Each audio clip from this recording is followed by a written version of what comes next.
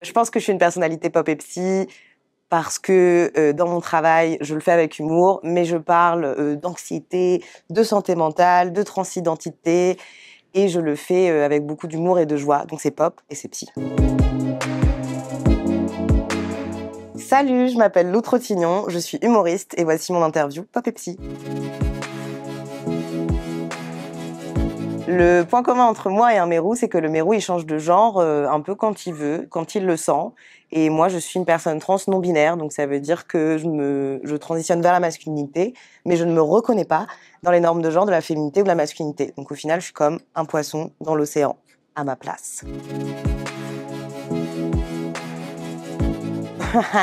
Je vois 3 psys, parce qu'il y a différentes techniques de psychanalyse, donc ça dépend pourquoi on va voir des psys, mais moi j'ai toujours été suivie en thérapie parce que moi j'étais en demande de ça. Je suis quelqu'un de très analytique, j'aime beaucoup comprendre comment je fonctionne. Ça a toujours été pour des questions voilà, de se remettre de certains traumas, de se poser des questions sur comment on fonctionne, comment on relationne. Mais en tout cas, je n'ai jamais vu de psy par rapport à ma transidentité. Ouais, la scène pour moi, ça m'a sauvé la vie. Parce que quand on est une personne issue de minorité, peu importe laquelle, on doit souvent se taire, on doit souvent pas parler trop fort, pas prendre trop de place. Et sur scène, moi je suis seule sur scène, tout d'un coup c'est moi qui parle, c'est moi qui dis ce que je veux dire. Et du coup oui, ça m'a carrément sauvé la vie. Je combats la transphobie avec de l'humour, parce que pour moi, c'est la meilleure arme.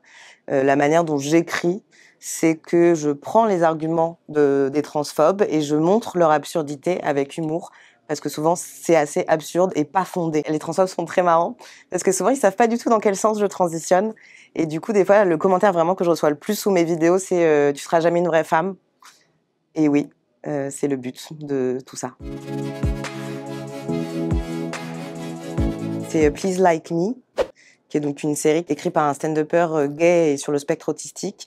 Et c'est très touchant parce que c'est un personnage pas parfait.